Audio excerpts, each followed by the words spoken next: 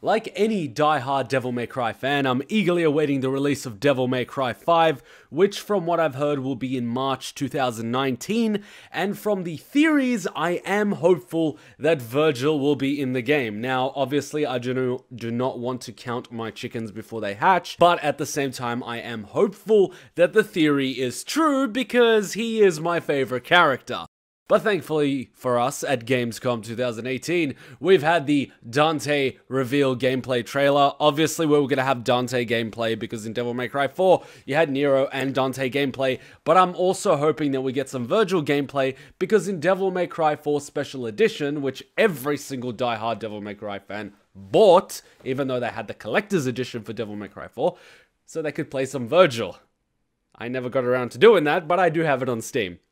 Let's just watch the trailer now, and then we'll talk about the other stuff. Peggy 18.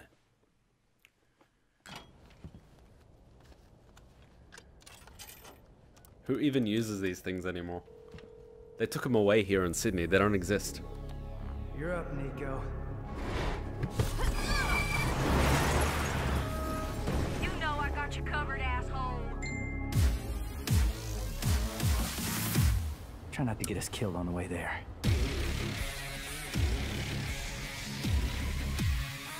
I was listening to this song on like repeat for the first week it came out.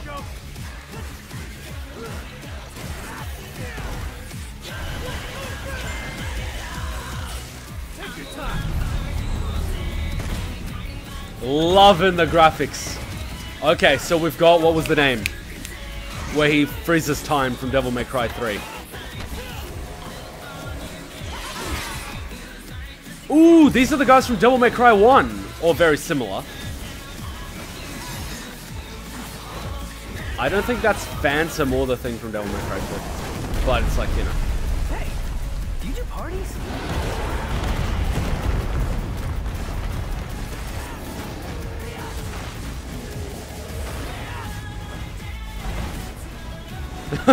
Grab him by the tail. Love it.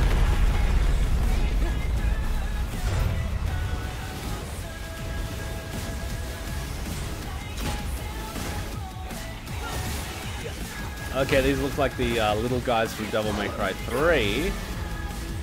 I'm liking it. It's like, it's good flavor. And look how beautiful the graphics look. It's disgustingly beautiful.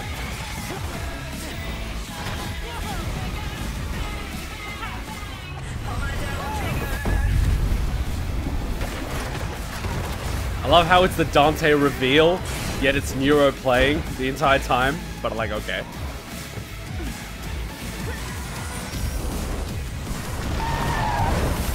He gives zero fucks. Perfect timing. He gives zero fucks. He's been like slapped in the face by so many women, he's used to it by now.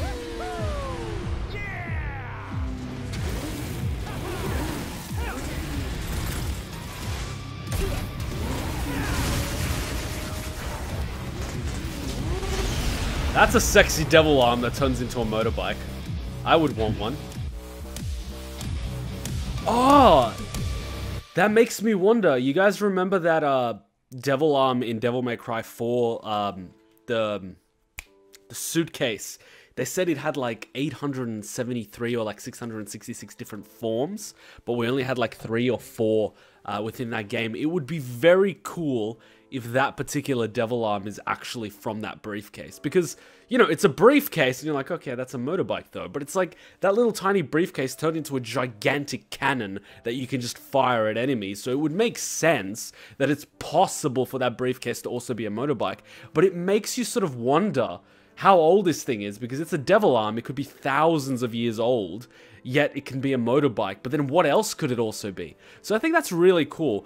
But at the same time, I like that they're bringing back either old enemies from the previous games, or they're sort of making similar ones, because it gives you that flavor. I remember those Grim Reaper things with the scissors from Devil May Cry 1 that had the mask. They creeped the shit out of me when I was younger. But that's definitely the vibe I'm getting from those things. So I'm liking it because it's a blend of new monsters that look almost like aliens, and it's a blend of the old monsters, you know, that's a classical Devil May Cry. They look like they're from hell. So I'm liking it, you know, I'm getting the vibes of the new and the old. So obviously I'm going to play the game. Obviously, we've got the PlayStation 4 Pro now, so we're going to play it in 4K and everything. It's going to be beautiful. The graphics look excellent. The music, it's the same song as before, but I'm hoping, you know, it stays consistent with that just beautiful music while you're hacking, slashing. I know I mentioned it before. I didn't play the Devil May Cry reboot, and a lot of people gave me shit for calling it and being, you know, skeptical and saying I don't really want to play it because I heard it was bad. But I do like the old lock-on system because you could sort of target your enemies down and you could sort of, you know, do it your way, whereas a system without a lock-on is it seems kind of weird to me because, you know, if you have a massive group of enemies and, you know, and you want to take them down one at a time, you kind of have to lock on. Or if you want to lock on to one enemy in particular that's the weakest one or causing the most damage, you sort of need a way of being able to do that. And I also like the older games because getting that stylish rating took actual work. Whereas from what I heard, and obviously people are going to give me shit, the reboot was apparently giving everyone S ratings for just about everything.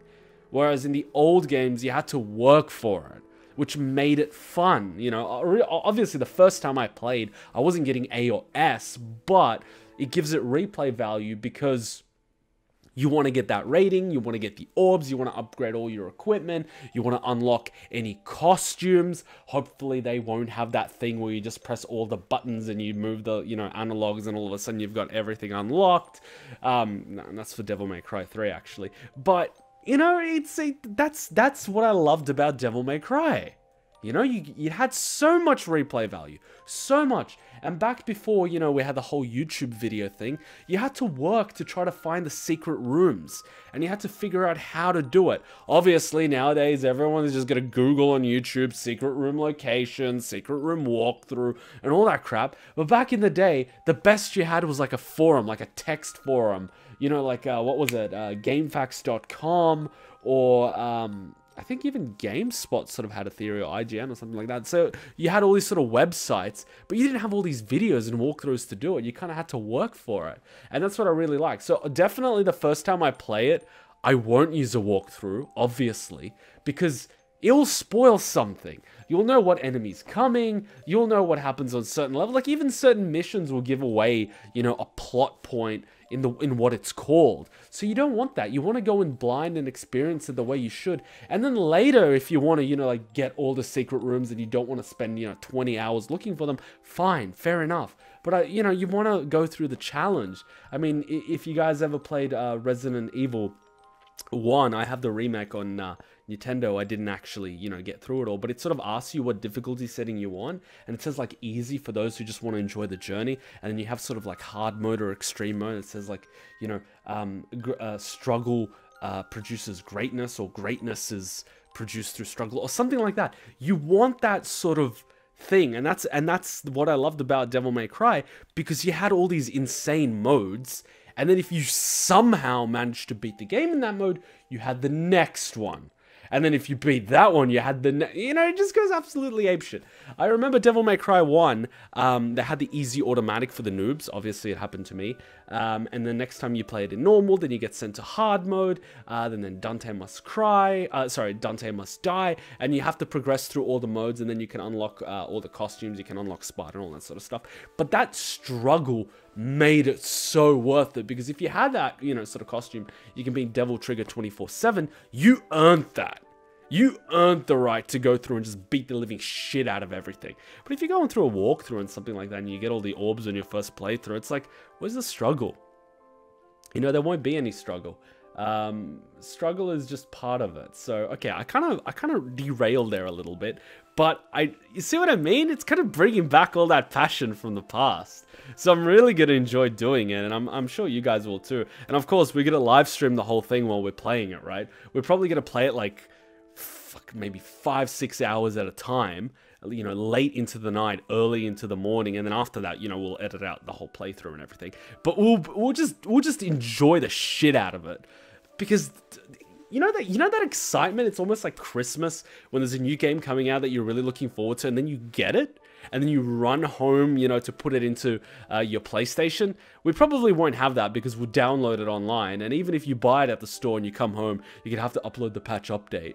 But that feeling, I kind of had that right now. I kind of have that little buzzing feeling inside.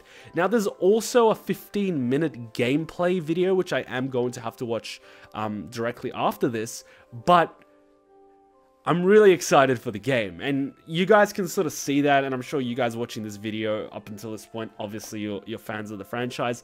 But I'm really hoping you guys are getting those vibes, you know, those old school vibes. I know I consider myself, I was a kid when I first started playing it. I know there were people older than me that playing it, but these games just, oh, it's a part of my childhood, you know, and it's probably a part of yours too. Even if you were older, it's a part of your younger days, and this is what's bringing it back. You know, you can always have a reboot, but it's not the same thing. Having a sequel is different.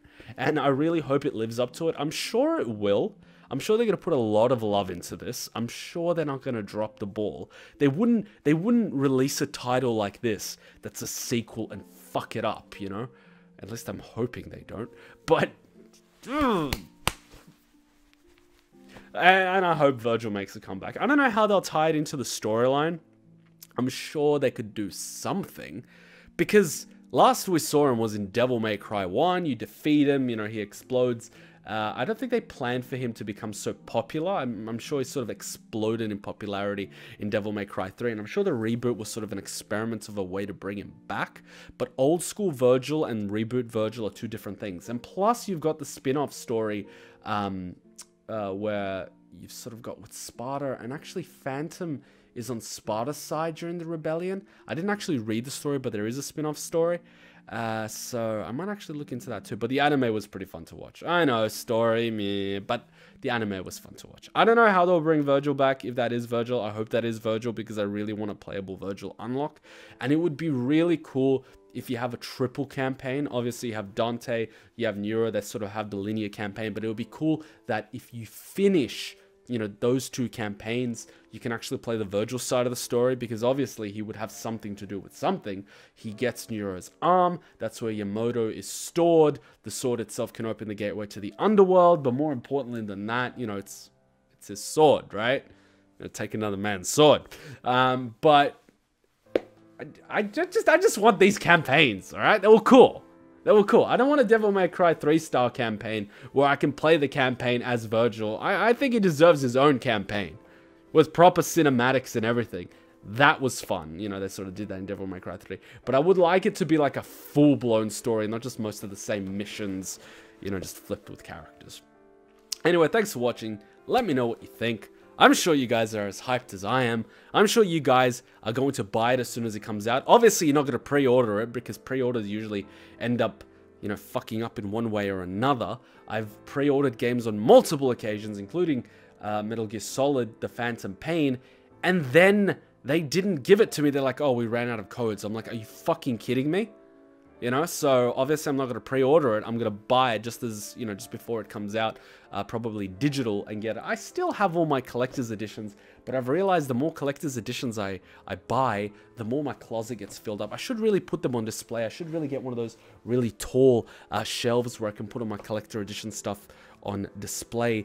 But as I found out in university when I was living on campus, they don't really do well with girls, but, you know, this is kind of my place. So I need to have my own little playroom. I need to build my own playroom that's not my bedroom, you know? My own little place to call my home. My own little Kuma cave, you know, my man cave. I sort of need that. I sort of need that. Those things deserve to be displayed. They shouldn't be sitting in their box. I mean, I've got the Assassin's Creed 2 Collector's Edition, you know, with the Ezio statue. I still have the Star Wars, the Old Republic. I still have all the Devil May Cry Collector's Editions, you know, in the, I think, is it like, it's the metallic, it's a metal case, but is it like tin or something like that? It is something, and I still have all the Metal Gear Solid Collector's Editions, and they all came with, you know, the different art books, the music CDs, and also the sort of statues and stuff like that. I sort of need to put those on display, you know, instead of the PlayStation 4 and the 4chan Kuma. You know, he's just sort of He's hogging all the glory. Sorry, I kind of went a little bit on a rant. That's what happens when I get excited. But let me know what you guys think. I am excited. I'm hoping that the game comes out finished. I hope that we don't get the game, and then as soon as we finish it, they're like, if you want Nero or Virgil storyline, you got to play the DLC, because I'm going to be like, I paid $100 for this shit, and you want me to pay an extra $20 for a DLC that should be included in the game? I'm not liking the new sort of culture of video game companies, where back in the day, the game was complete. Nowadays, it's incomplete with bugs. They'll patch it on launch, a week after launch, and then they'll give you 10 DLCs. Better not go into that rant because it will take an hour. Alright, thanks for watching. I hope you enjoyed. I hope to see you at the Devil May Cry live stream, which we will have when it comes out. I think the release date is March 2019. I hope they don't delay it. I hope they don't. I hope it's good on launch. And I hope we have fun. So till then, Ninja Kuma out. Bye. What? No chit-chat or monologue? Just getting right to the point, huh?